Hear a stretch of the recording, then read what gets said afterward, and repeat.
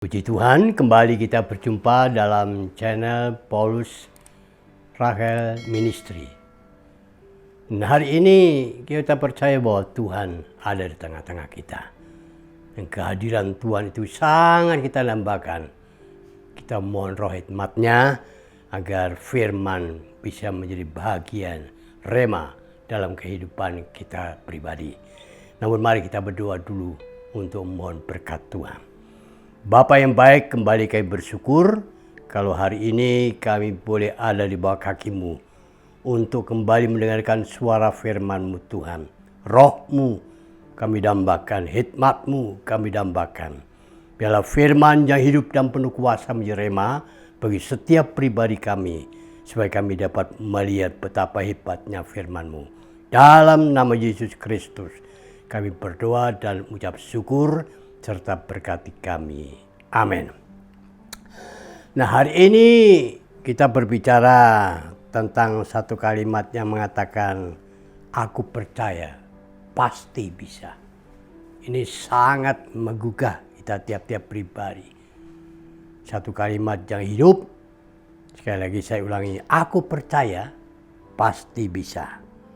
Nah, untuk itu kita akan baca dalam Lukas pasal 5 ayat 5 mengatakan demikian. Simon menjawab, Guru, telah sepanjang malam kami bekerja keras dan kami tidak menangkap apa-apa, tetapi karena Engkau menyuruhnya, aku akan menaburkan jala juga. Nah, dalam cerita ayat ini adalah peristiwa bagaimana Petrus dengan teman-teman rekan sekerja sebagai nelayan tiap-tiap hari bertugas seperti itu, dan dikatakan dalam cerita itu sepanjang malam suntuk tidak seekor pun dia dapatkan. Saat yang dalam kegagalan ini bertemulah dengan Yesus, dan Yesus tahu persis, maka Tuhan campur tangan. Memang pengalaman dalam mujizat itu sangat indah. Di tengah-tengah kesukaran, di tengah-tengah kesulitan, di tengah-tengah ketidakpastian hidup ini. Nah, bukankah hal ini pula menjadi seringkali kita harapkan sebagai orang percaya? Dan saya percaya hari ini dalam segala masalah kehidupan kita, yang dapat katakan juga ketidakmampuan kita, atau dengan kata lain kegagalan dalam menghadapi masalah, mari kita buka hati pikiran kita. Dapatkah bangsa Israel waktu dipimpin Musa dari Mesir untuk membelah Laut Kosong kalau bukan Tuhan yang campur tangan? Hanya dengan tongkatnya Musa saja, itu laut kosong yang besar terbelah. Orang Israel bisa berjalan. Dapatkah Elia untuk mengadakan mujizat tidak hujan 3,5 tahun dan kemudian hujan?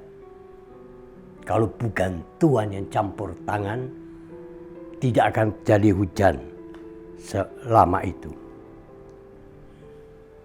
Dapatkah murid-murid Yesus diperhadapkan dengan 5.000 orang lebih, dengan 5 roti dan 2 ekor ikan saja dimakan 5.000 orang laki-laki, belum perempuannya, belum anak-anaknya. Kalau bukan Tuhan yang campur tangan, itu mustahil bisa terjadi. Sehingga dikatakan sisa makanan mereka 12 bakul banyaknya. Cuma 5 roti dan 2 ekor ikan saja. Nah, Petrus dalam cerita ini sebagai kepala rumah tangga, tentu kalau dia berhasil, Petrus bangga. Artinya keluarga bisa menikmati hasilnya, bisa terpelihara, bisa kecukupan hari itu. Tetapi kalau dikatakan gagal sepanjang malam suntuk tidak dapat satu ekor pun, nah coba bayangkanlah pikiran kita ini. Apa yang terjadi kalau Petrus dan temannya pulang ke rumah? Keluarga nggak dapat apa-apa. Kasarnya, perinciannya boleh katakan ya beras kalau zaman sekarang nggak ada. Minyak goreng juga nggak ada. Apalagi yang lain-lainnya. Tetapi keadaan seperti ini itu luar biasa. Tuhan itu Maha tahu apa yang terjadi dalam peristiwa kehidupan nelayan Petrus dan teman-temannya. Apa yang terjadi dalam rumah tangga mereka masing-masing. Kalau mereka gagal, tidak dapat hasil apa-apa. Tuhan itu tahu persis. Kan dalam 1 Samuel pasal 2 ayat 3 dikatakan Tuhan itu Maha tahu. Jadi kalau dalam Alkitab dibentangkan seperti itu, timbul pertanyaan, apakah Tuhan juga tidak tahu dalam persoalan hidup Bapak Ibu Saudara yang saat ini sedang alami? Mungkin mengalami kegagalan, mungkin mengalami kerugian, dan lain sebagainya. Dia Maha tahu. Nah kalau dia Maha tahu Yesus itu, tentang kehidupan Petrus dan rekan-rekannya, apakah Yesus itu berdiam diri saat itu? Enggak. Yesus campur tangan. Yesus menghampiri mereka. Lalu mereka menawarkan, labuhkanlah perahumu dan tebarkanlah jalanmu sebelah kanan. Dan ternyata ungkapan ini diresponi oleh Petrus. Dan apa yang terjadi Bapak Ibu Saudara? 2 perahu hampir penuh, bahkan hampir tenggelam. 2 perahu bukan 1 perahu.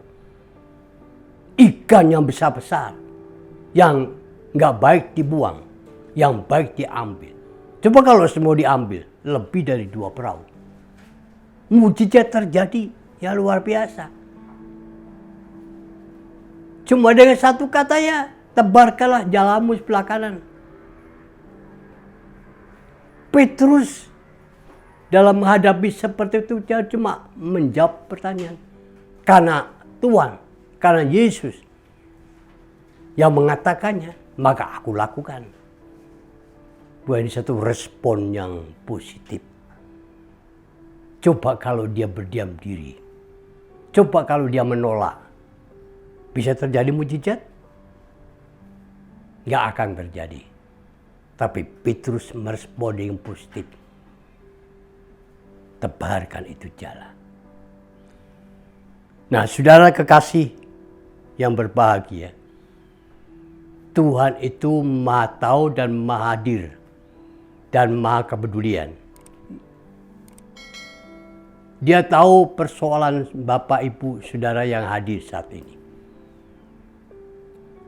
Dia mengerti kesukaran hidupmu. Dia berkuasa bikin mujizat yang tidak ada menjadi ada.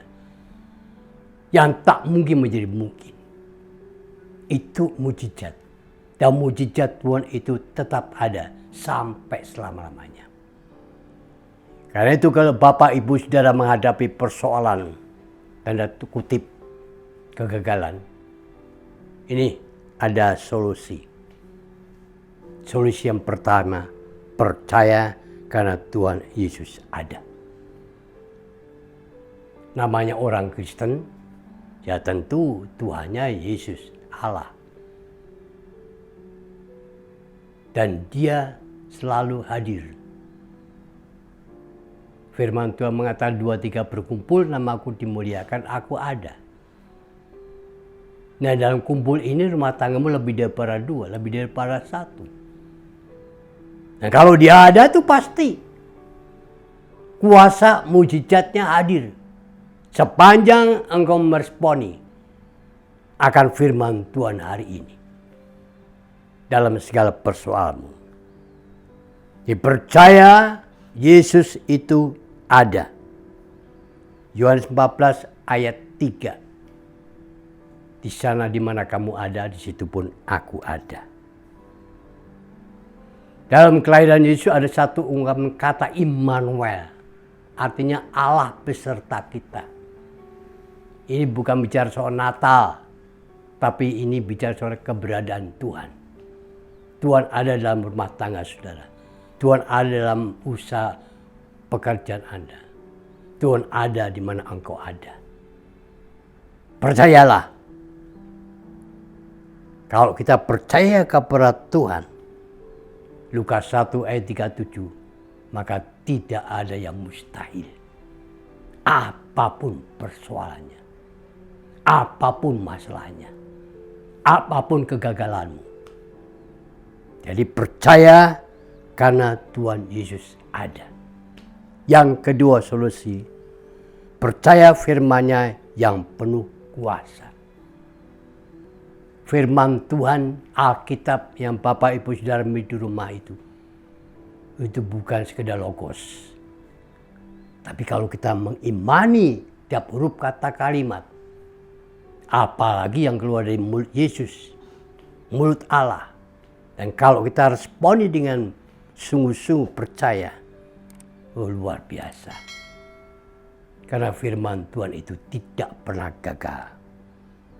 Simon meresponi dengan satu kalimat, tetapi karena engkau menyuruhnya, aku akan menaburkan jala ini. Ayat kelima.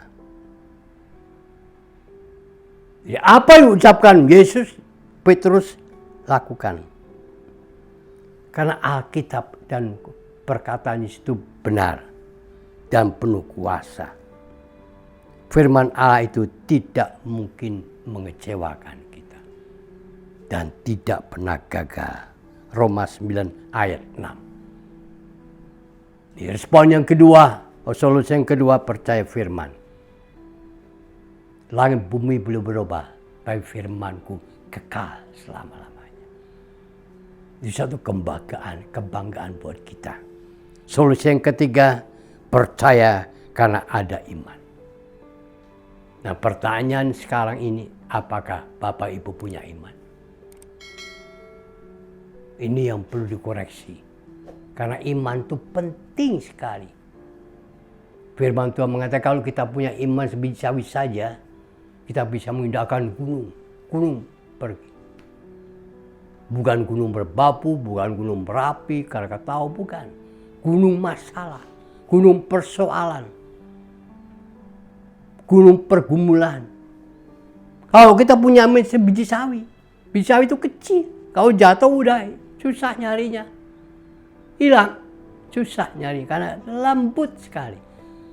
Tapi begitu kita miliki seperti itu aja, kuasanya iman itu luar biasa. Ibrani 11 ayat 1 mengatakan iman adalah dasar dari segala sesuatu yang kita harapkan dan bukti dari segala sesuatu yang tidak kita lihat. Itu iman. Apa yang kita harapkan? Apa yang Bapak Ibu harapkan? Walaupun saat ini belum ada di depan mata kita jawabannya.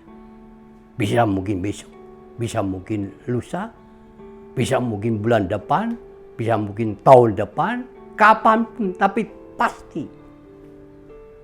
Iman itu pasti jawabannya. Karena itu jangan ragu-ragu dengan iman yang kita miliki. Karena engkau ragu-ragu dengan iman itu, aduh, sayang. Kekristenan kita gagal berarti. Pelayanan kita gagal. Ibadah kita gagal. Untuk supaya jangan gagal, mari minta sama Tuhan seperti murid Tuhan. Tambahkanlah iman kami ya Tuhan. Karena begitu dahsyatnya pentingnya iman untuk menghadapi masalah pergumulan kita.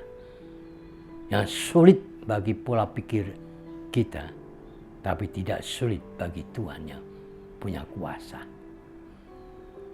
Karena itu Bapak Ibu Saudara sekalian yang berbahagia, mari kita hadapi segala persoalan apapun bentuknya, apapun masalahnya.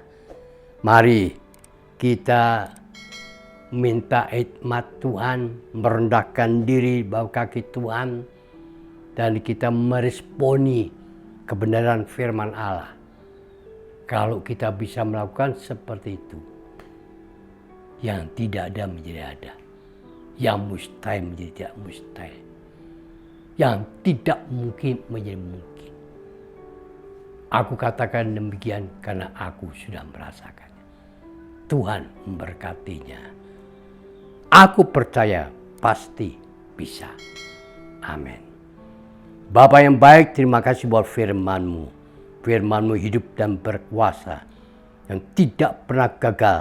Biar firman hari ini melihat segala persoalan dari para jemaat yang hadir, menyaksikan Paulus Rachel Ministry ini. Tuhan, Kau campur tangan. Bagimu tidak ada yang sukar, apapun pergumulan mereka. Karena firman itu ya dan amin. Dalam nama Yesus Kristus, aku berhenti, tapi firman berkuasa. Tuhan memberkatinya. Amin.